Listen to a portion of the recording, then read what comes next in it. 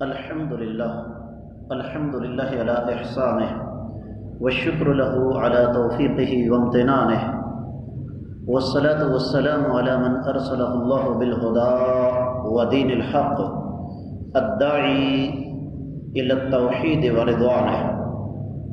رب کائنات کی توفیق اور اس ذات بابرکات کے فضل و کرم سے 10ویں پارے کا خلاصہ جو ہے وہ پڑھ رہے ہیں۔ 10ویں پارے میں 2 سورہ مبارکہ شامل ہیں، سورۃ الانفال کا آخری حصہ اور سورہ توبہ کا ابتدائی حصہ۔ آگے بڑھنے سے قبل میں آپ کی خدمت میں یہ بات عرض کر دوں کہ جب بھی جہاد و قتال کا تذکرہ ہوتا ہے قرآن مجید کے حوالے سے تو سب سے پہلے یہی دونوں سورہ مبارکہ ذکر کی جاتی ہیں۔ ان دونوں سورہ مبارکہ کو بنیادی طور پر جہاد کی سورہ مبارکہ کہا جاتا ہے۔ سب سے پہلی چیز اللہ رب العزت نے جہاد کے آداب سکھائے ہیں۔ اگر کل کا خلاصہ آپ کو یاد ہو تو میں نے آپ کو یہ سمجھایا تھا کہ اگر کوئی یہ سمجھتا ہے کہ جہاد یہ اندھے کی لاٹھی ہے، جیسے مرضی گھما دیا جائے، تو یہ سوچ غلط ہے۔ جہاد باقاعدہ ایک نظام ہے، اس کے باقاعدہ اصول و ضوابط ہیں، اس کے باقاعدہ اس قوانین ہیں اور اس کے آداب ہیں۔ مثال کے طور پر اللہ رب العزت نے 45ویں، 46ویں اور 47ویں آیت مبارکہ میں ہمیں جہاد کے جو آداب بتائے ہیں وہ کیا ہیں؟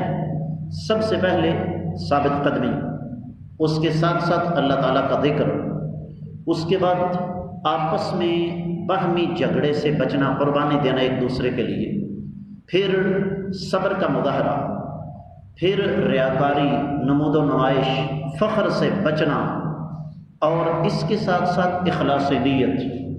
یہ وہ آداب ہیں جو اللہ رب العزت نے ہمیں جہاد کے بتائے ہیں۔ پھر چونکہ کل کے سبق میں یہ بات گزر چکی ہے، غزوہ بدر کے حوالے سے جب اہل مکہ پلاننگ کر رہے تھے تو اس وقت شیطان کا بڑا گنونا کردار سامنے آیا اور اس نے انسانی شکل میں اہل مکہ کو یہ سمجھایا کہ مسلمان مٹھی بھر، اور یہ ہر دور میں ایسا ہوتا رہا ہے، دور مت جائیے، تازہ ترین مثال ہے 2001 میں دنیا کے 48 ملک اکٹھے ہو کر افغانستان آ گئے ایک چھوٹی سی طاقت کے مقابلے میں، اور یہاں بھی شیطان نے وہی وار کیا جو اہل مکہ پر کیا تھا۔ انہیں بھی یہی سمجھایا کہ نبی کریم صلی اللہ علیہ وسلم کے ساتھی بہت تھوڑی تعداد میں ہیں، تم ان کو گاجر مولی کی طرح کاٹ کھاؤ گے۔ یہاں بھی یہی معاملہ تھا، تو وہاں پر بھی کفار کو شکست فاش ہوئی، یہاں پر بھی شکست فاش ہوئی۔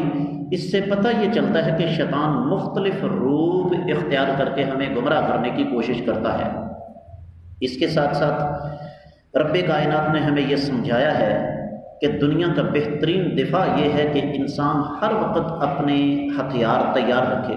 یہ جو آج وطن عزیز پاکستان کے دفاعی اداروں پر انگلی اٹھائی جاتی ہے نا کہ جی ہر چوتھے دن نئے میزائل کا تجربہ ہوتا ہے، فوج کو اپ گریڈ کیا جاتا ہے، فوج میں ترقیاں ہوتی ہیں، فوج کو ڈپلائی کیا جاتا ہے، اصل میں یہ باتیں سیاست دانوں کے چمچے کڑچے کرتے ہیں۔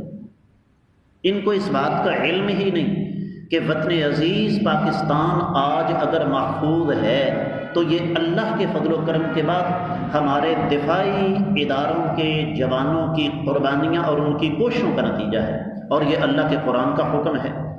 یہی وجہ ہے کہ رب کائنات نے سورہ انفال کی 60ویں آیت مبارکہ میں خصوصی طور پر اس کا حکم دیا ہے۔ پھر رب کائنات نے اسی سلسلے کو آگے بڑھاتے ہوئے بتایا کہ کفار کے ساتھ ہم نے مذاکرات کب کرنے ہیں۔ مذاکرات اس وقت ہوں گے جب کافروں کو مار مار کر دمبا بنا دیا جائے اور وہ گگیا کر ممیا کر منتیں کر کے کہیں کہ آؤ بیٹھ کر باتیں کریں، آؤ بیٹھ کر مذاکرات کرتے ہیں کہ کیا کیا جائے۔ پھر اللہ رب العزت نے ساتھ یہ بھی بتایا ہے کہ اگر یہ عہد توڑ دیتے ہیں تو پھر ان کا انجام کیا ہے، تم نے ان کا علاج کیسے کرنا ہے۔ رب کائنات نے پھر اسی سلسلے کو آگے بڑھاتے ہوئے 74ویں آیت مبارکہ میں ہمیں سمجھایا کہ حقیقی مومن کون ہیں، ان کی کچھ صفات اللہ نے بیان فرمائی۔ سب سے پہلے نے ہجرت کی، اللہ کی راہ میں جہاد کیا، جنہوں نے ایمان والوں کے لیے اپنے گھروں کے دلوں کے دروازے کھول دیے ان کے لیے مغفرت ہے۔ اور یہاں پر اس سے ایک اور چیز ہمارے سامنے آ جاتی ہے، اور وہ یہ کہ اپنے مسلمان بھائیوں کے لیے اپنے گھروں کے اپنے دلوں کے دروازے کھولنا، مہاجرین کے لیے سہولیات مہیا کرنا، یہ بھی اللہ کے ہاں بہت بڑے اجر و ثواب کا باعث ہے۔ اس کے بعد سورہ توبہ شروع ہوتی ہے۔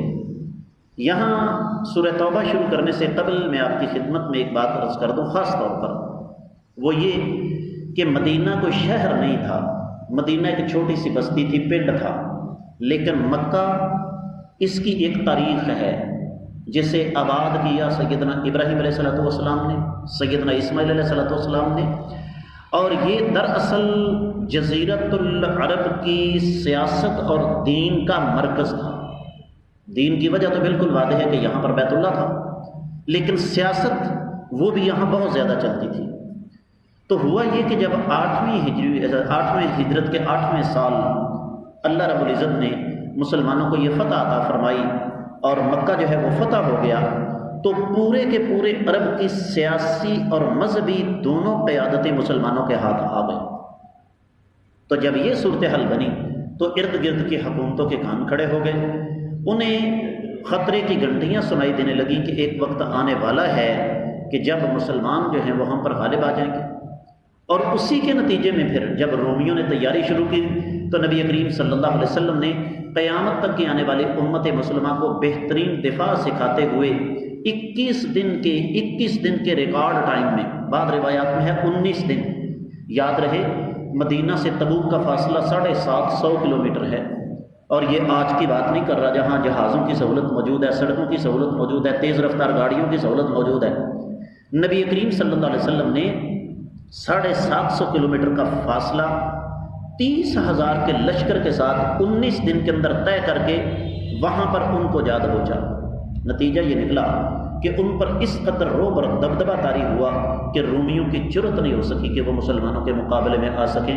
یہ آقا علیہ الصلوۃ والسلام کا وہ اسوہ ہے جو قیامت تک کی آنے والی امت مسلمہ کے لیے نمونہ ہے کہ دشمن کو سبق سکھانے کا بہترین طریقہ یہ ہے کہ اس کی سرحد پر جا کر اس کو روکے رکھو۔ اور میں اس مناسبت سے یہاں ضرور یہ بات کرنا چاہوں گا، آپ ذرا تصور کیجئے کہ کیا آج ہم جو دیکھتے ہیں وطن عزیز پاکستان کی آبادی 25 کروڑ بھی نہیں ہے، اس کے مقابلے میں ہمارا ازلی دشمن بھارت جس کی آبادی 1.25 ارب کے قریب ہے، پاکستان کے مقابلے میں اس کا رقبہ بھی کہیں زیادہ ہے اور سارا عالمی کفر اس کے ساتھ ہے۔ اس کے باوجود وطن عزیز پاکستان اگر محفوظ ہے تو ہمارے وہ مارخور، ہمارے وہ دشمن کے ساتھ پراکسی وار لڑنے والے جوان ہیں جو دشمن کی رگوں کے اندر گھسے ہوئے ہیں، اور دشمن کو اس بات کا علم ہے کہ اگر میں نے پاکستان پر حملہ کیا تو بھارت کے اندر سے ایک بہت بڑی تحریک برپا ہو جائے گی۔ یہ آقا علیہ الصلوۃ والسلام نے طریقہ سکھایا۔ یہی وجہ ہے کہ رب کائنات نے سورہ توبہ کی ابتدا میں سب سے پہلے فرما دیا کہ لو جی مکہ فتح ہو گیا۔ مکہ کے فتح ہو جانے کے بعد اللہ تعالیٰ کا نبی کریم صلی اللہ علیہ وسلم کا مشرکین کے خلاف اعلان براعت ہے، اعلان جنگ ہے، اور پھر ساتھ یہ بھی فرما دیا کہ جب حرمت والے مہینے گزر جائے تو جزیرۃ العرب کو مشرکین سے پاک کرنا شروع کر دو، اور ساتھ ہی مشرکین کے لیے بیت اللہ میں مسجد الحرام میں داخلے پر پابندی لگا دی، اور ساتھ یہ بھی سمجھا دیا کہ مسلمانوں اگر تم یہ ڈرتے ہو کہ تم فقیر ہو جاؤ گے، بھوکے ننگے ہو جاؤ گے، تو یاد رکھو دولت مال یہ اللہ کے ہاتھ میں ہے، یہ کفار کے ہاتھ میں نہیں ہے۔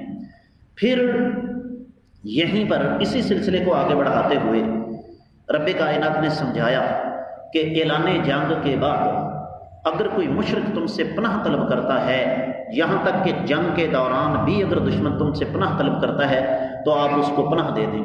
معاہدہ توڑنے والوں کا انجام کیا ہونا چاہیے، یہ بھی کائنات کے امام صلی اللہ علیہ وسلم کے ذریعے اللہ تعالیٰ نے ہمیں اسی سورہ مبارکہ میں بتایا ہے کہ ان کے خلاف اعلان جنگ ہے، اور پھر دشمن کے خلاف جو جنگ ہوگی اس کے فوائد کیا ہیں یہ بھی اللہ تعالیٰ نے ہمیں بتایا ہے۔ سب سے بڑا فائدہ یہ ہوگا کہ رب کائنات ہمارے ہاتھوں سے اپنے دشمنوں کو سزا دیں گے۔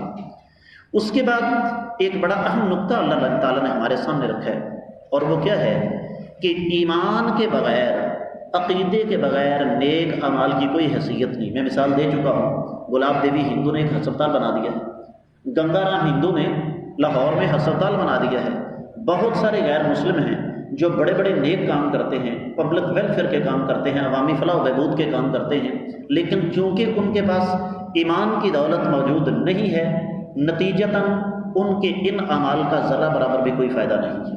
ہاں، دنیا میں فائدہ ہے، دنیا میں ان کی بلے بلے ہو جائے گی، دنیا میں ان کی تعریف ہو جائے گی۔ اور پھر چونکہ اہل مکہ کو بڑا فخر تھا کہ ہم جی بیت اللہ کے وارث ہیں، ہم حاجیوں کو پانی پلاتے ہیں، حاجیوں کی خدمت کرتے ہیں، تو رب کائنات نے یہ بات کہہ کے ان کو سمجھا دیا کہ یاد رکھو جب تک ایمان نہیں ہے تب تک ان چیزوں کا کوئی فائدہ نہیں۔ پھر اللہ تعالیٰ نے 23ویں اور 24ویں آیت مبارکہ میں ہمیں یہ سمجھایا ہے کہ کائنات کی ہر چیز سے بڑھ کر اللہ اور اللہ کے رسول صلی اللہ علیہ وسلم کی محبت ہے۔ یہ قرآن ہماری تربیت کرتا ہے۔ پھر صرف مشرکین کے ساتھ ہی نہیں، اللہ تعالیٰ نے یہود و نصارہ کے ساتھ بھی، ان کے خلاف بھی جہاد کرنے کا حکم دیا، 29ویں آیت مبارکہ ہے۔ پھر رب کائنات نے جہاد کا فلسفہ بیان کیا کہ جہاد کس لیے ہوتا ہے۔ جہاد کا مطلب یہ نہیں کہ اللہ تعالیٰ معاف فرمائے مسلمان نفسیاتی مریض ہیں جن کو شوق ہے کافروں کو مارنے کا۔ جہاد ہوتا ہے رب کائنات کے دین کو دنیا میں بلند کرنے کے لیے، اللہ کا کلمہ بلند کرنے کے لیے۔ مجھے یہ بتائیے، وطن عزیز پاکستان، اللہ تعالیٰ اس کو قیامت تک لہلاتا رہے، کیا اللہ کی زمین پر پاکستان کے علاوہ کوئی ایسی سرزمین آپ کو ملتی ہے کہ جہاں پر دین کی اس قدر آزادی ہو؟ سوال ہی نہیں پیدا ہوتا۔ میں آپ کے سامنے خلاصہ بیان کر رہا ہوں، حقیقت بات یہ ہے دنیا کے کسی ملک میں بھی آپ کو یہ آزادی میسر نہیں۔ لہذا جہاد ہوتا ہے اللہ کے دین کے کلمے کو بلند کرنے کے لیے، تو جہاں پر پہلے سے ہی اسلام کی آزادی میسر ہے وہاں پر ہمیں تلوار اٹھانے کی ضرورت نہیں۔ لہذا جو لوگ یہ کہتے ہیں نا پاکستان کے اندر جہاد کرنا چاہیے، میں یہ سمجھتا ہوں کہ یہ سوچ صرف غلط ہی نہیں بلکہ احمقانہ بھی ہے۔ پھر رب کائنات نے ایک بڑی پیاری بات ہمارے سامنے رکھی ہے درمیان میں 34ویں آیت مبارکہ میں، اور وہ کیا ہے کہ زیادہ تر مذہبی رہنما وہ لوگوں کو راہ حق سے ہٹاتے ہیں، سونا چاندی جمع کرتے ہیں، جس کی نظر آپ کی جیب پر ہوگی وہ آپ کو کبھی بھی سیدھی بات نہیں بتائے گا۔ یہ رب کائنات آج سے 1500 سال پہلے ہمیں بتا گئے، اور آج ہماری آنکھیں یہ مناظر دیکھ رہی ہیں، اور ان کی سزا بھی رب کائنات نے بیان کر دی۔ پھر اللہ تعالیٰ نے ایک اور بڑا اہم مسئلہ بیان کیا، اور وہ یہ کہ یہ جو 12 مہینوں کا کیلنڈر ہے یہ اللہ ملک العلام رب الجلال والاکرام کا ترتیب دیا ہوا ہے۔ 36ویں اور 37ویں آیت مبارکہ میں اللہ تعالیٰ نے یہ بتا دیا، اور ساتھ ہی جو لوگ جہاد کے انکاری ہیں ان کے لیے سخت قسم کی وعید اللہ تعالیٰ نے سنائی۔ اب اختتام کی طرف لے جاتے ہیں بات کو۔ رب کائنات نے جہاد کے ساتھ منافقین کو جوڑا ہے، اس لیے کہ منافقین اور جہاد کا آپس میں بیر ہے، آپس میں دشمنی ہے۔ جو منافق ہوگا جہاد کا نام سنتے ہی اس کو موت پڑ جائے گی۔ بڑی تفصیل یہاں بیان کی۔ 60ویں آیت مبارکہ میں اللہ تعالیٰ نے زکوٰۃ کے مصارف بیان کر دیے کہ زکوٰۃ کن کن لوگوں کو دی جاتی ہے۔ وہ 8 مصارف ہیں، جا کر ترجمے والا قرآن مجید کھول کر پڑھ لیجئے گا۔ منافقین کی سازشوں سے اللہ تعالیٰ نے ہمیں خبردار کیا کہ یہ ہمیشہ نیکی سے منع کرتے ہیں، برائی کی طرف بلاتے ہیں، ان پر سختی کرنے کا اللہ نے حکم دیا۔ پھر اللہ تعالیٰ نے ان لوگوں کا تذکرہ کیا کہ کون لوگ ہیں جن کو جہاد سے پیچھے رہنے کی رخصت ہے۔ جہاد 2 قسم کا ہے، فرض کفایہ اور فرض عین۔